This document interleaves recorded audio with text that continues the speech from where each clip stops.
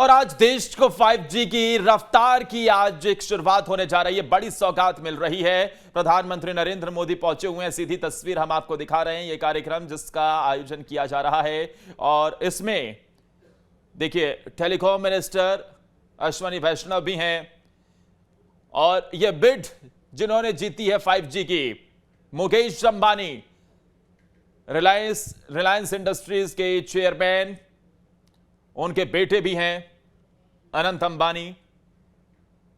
और ये क्योंकि जियो ने ही ये पूरी की पूरी जो बिड है वो जीती है और उसकी तरफ से कार्यक्रम आयोजित किया जा रहा है। आज से भारत में 5G इंटरनेट सर्विस की शुरुआत होगी। इसकी लॉन्चिंग कार्यक्रम में प्रधानमंत्री मोदी पहुंचे हुए हैं और पहले फेज के बाद छोटे शहरों को भी इस सेवा से जोड़ा जाएगा। आज का दिन बहुत ही महत्वपूर्ण और आप लगातार इस कार्यक्रम को देखते रहिए क्योंकि आज बहुत सारी अहम जानकारी आपको मिलने वाली है। हम आपको बताएं 117 करोड़ से अधिक दूरसंचार उपयोगकर्ता उपभोक्ता और हमारे देश में 82 करोड़ से अधिक इंटरनेट के जो कंज्यूमर हैं, जो ग्राहक हैं, उनके साथ भारत डिजिटल उपभोक्ताओं के लिए सबसे अधिक तीव्र गति से वृद्धि करते हुए वैश्विक बाजारों में से एक है। यहां पे हमने जैसे बताया आपको 117 करोड़ से अधिक दूरसंचार उपयोगकर्ता हैं और 82 करोड़ से अधिक इंटरनेट ग्राहकों के साथ वैश्विक बाजार में सबसे तीव्र गति से आगे बढ़ने वाला, वृद्धि करने वाला भारत एक है। और एक संस्था है मैकिन्से, उन्होंने 2019 में एक अध्ययन किया था और उसके मुताबिक भारत दूसरी सबसे अधिक तीव्र गति से डिजिटलीकरण करने वाली इकोनॉमी है, अर्थव्यवस्था है। आज इंडिया मोबाइल कांग्रेस की भी शुरुआत हो चुकी है और इसी कार्यक्रम में प्रधानमंत्री 5G सर्विस की भी शुरुआत करने वाले हैं। 5G 5वीं पीढ़ी का एक मोबाइल नेटवर्क है और जैसा कि हम सभी जानते हैं कि देश में 1G, फिर 2G, फिर 3G और 4G नेटवर्क के बाद एक नया वैश्विक वायरलेस एक मानक है 5G। 5G के जो हाई बैंड स्पेक्ट्रम है उसमें जो इंटरनेट की जो स्पीड है उसकी गति का परीक्षण 20 गीगाबाइट प्रति सेकंड के रूप में किया गया। आप समझ सकते हैं कितने स्पीड इसकी गति होगी। 5G में 20 Gbps के रूप में इसका परीक्षण किया गया है।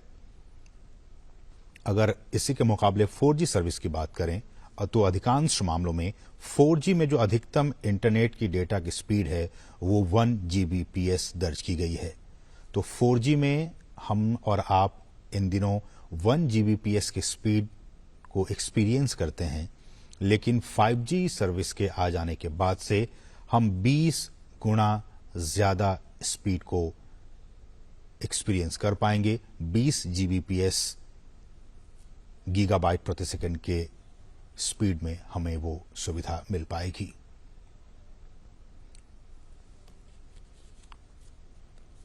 दूरसंचार क्रांति के लिहाज से आज का दिन बहुत ही महत्वपूर्ण और न सिर्फ दूरसंचार के लिहाज से बल्कि इसके और क्या कुछ यूजेस हैं। हम जानते हैं कि इन दिनों इंडस्ट्रियल रिवॉल्यूशन 4.0 का जमाना है, चौथी औद्योगिक क्रांति चल रही है और इस क्रांति में internet of things, cloud, big data, artificial intelligence और एज कंप्यूटिंग के साथ साथ ये जो 5G तकनीक है, प्रधानमंत्री इसका एक्सपीरियंस करते हुए इस सर्विस का, 5G सर्विस का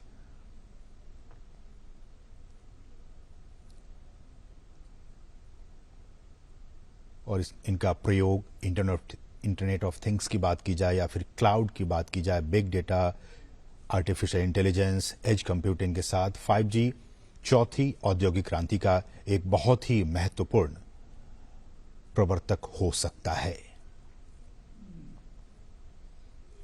अलग अलग क्षेत्रों में इस 5G सर्विस का उपयोग किया जाएगा, फिर चाहे वो हेल्थ सेक्टर की बात हो, मोबाइल बैंकिंग की बात हो, इन तमाम क्षेत्रों में डिफेंस की बात हो, फिनटेक कंपनियों की बात हो, रिसर्च एंड डेवलपमेंट की बात हो, इन तमाम क्षेत्रों में 5G सर्विस का डायरेक्ट इम्पैक्ट पड़ेगा।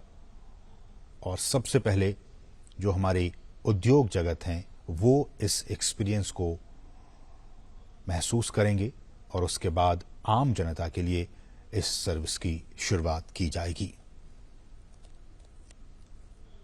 कहा जा रहा है कि इसका जो इकोनॉमिक इम्पैक्ट होगा इस 5G सर्विस का, गवर्नमेंट द्वारा ही एक पैनल नियुक्त किया गया था और उस 2018 की बात है ये, और उस पैनल ने एक रिपोर्ट जारी की और इस रिपोर्ट के मुताबिक 5G सर्विस से साल 2035 तक भारत में $1 ट्रिलियन अमेरिकी डॉलर का जो इकोनॉमिक इम्पैक्ट है वो पैदा होने की संभावना है। ये उम्मीद जाहिर की गई है इस रिपोर्ट के मुताबिक। आज का दिन बहुत ही महत्वपूर्ण, हम 5G सर्विस की बात कर रहे हैं, लेकिन पहली पीढ़ी से 1G से लेकर 5वीं पीढ़ी तक का विकास भी अपने आप में काफी महत्वपूर्ण रहा। 1G सर्विस की बात की जाए तो 1G सर्विस साल 1980 के दशक में इसे लॉन्च किया गया था और ये एनालॉग रेडियो सिग्नल पर काम करता था और केवल वॉइस कॉल को ही समर्थन करता था। फिर 1990 के दशक में 2G सर्विस को लॉन्च किया गया जो डिजिटल रेडियो सिग्नल का उपयोग करता है और 64 kbps के बैंडविड्थ के साथ वॉइस को भी और डेटा को भी ट्रांसमिट करने में ये इसको सपोर्ट करता है 2G सर्विस। फिर जमाना आया 3G सर्विस का। 2000 के दशक में 1 Mbps से 2 Mbps की गति के साथ इसे लॉन्च किया गया था और इसमें डिजिटल वॉइस की बात हो, वीडियो कॉल की बात हो, कॉन्फ्रेंसिंग की बात हो, इन तमाम क्षमताओं के साथ 3G सर्विस की शुरुआत हुई थी। फिर साल 2009 में 100 Mbps से 1 Gbps की जो एक पीक स्पीड हम कहें, उस पीक स्पीड के साथ 4G सर्विस को लॉन्च किया गया था और इसकी तमाम खूबियों के साथ साथ 4G सर्विस में जिसका कि हम और आप इन दिनों इसका उपयोग कर रहे हैं, ये 3D वर्चुअल रियलिटी को भी सक्षम बनाता है। 5G सर्विसेज में तमाम ये कुछ तकनीकी बातें हैं, अलग अलग बैंड्स होते हैं, लो band, mid band, high band spectrum, और हम जानते हैं कि पिछले दिनों ही जो स्पेक्ट्रम की नीलामी की गई थी और उससे पहले जो तमाम कंपनियां हैं वो उसमें शामिल हुए थे।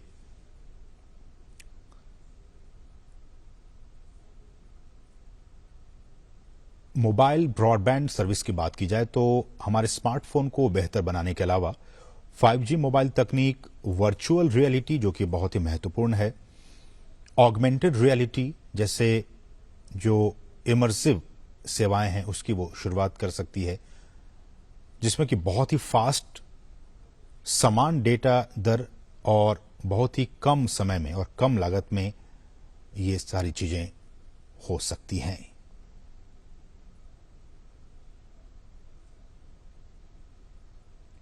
सामान्यतः यह कहा जा रहा है कि 5G का उपयोग 3 मुख्य प्रकार की कनेक्टेड सेवाओं में किया जाएगा, जिनमें हमारे जो उन्नत मोबाइल ब्रॉडबैंड हैं वो हो गए, महत्वपूर्ण संचार मिशन और बड़े पैमाने पर IoT इसमें शामिल है। IoT मतलब इंटरनेट ऑफ थिंग्स।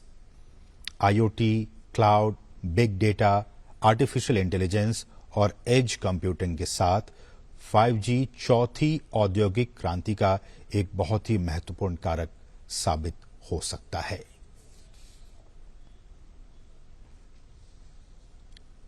आगे की राह इसमें क्या कुछ निकलकर सामने आती है, अब जबकि आज से इस सर्विस की शुरुआत होने जा रही है, डोमेस्टिक 5G प्रोडक्शन को बढ़ावा देना, मतलब देश को खासकर भारत में 5G का जो हमारा ड्रीम है, जो हमारा सपना है, उसको जमीन पर उतारने के लिए, उसको साकार करने के लिए स्थानीय 5G हार्डवेयर निर्माण को बहुत ही अभूतपूर्व दर से प्रोत्साहित करने और बढ़ावा देने की जरूरत आने वाले दिनों में महसूस होगी। साथ ही साथ ग्रामीण और शहरी अंतर को भी कम करना यह भी एक चुनौती होगी कि कैसे हम सबसे पहले शहरी इलाकों में और उसके बाद ग्रामीण इलाकों में इसकी जल्द से जल्द इसकी पहुंच को सुनिश्चित कर सकें। तो देश को 5G के रूप में एक बड़ी सौगात मिलने जा रही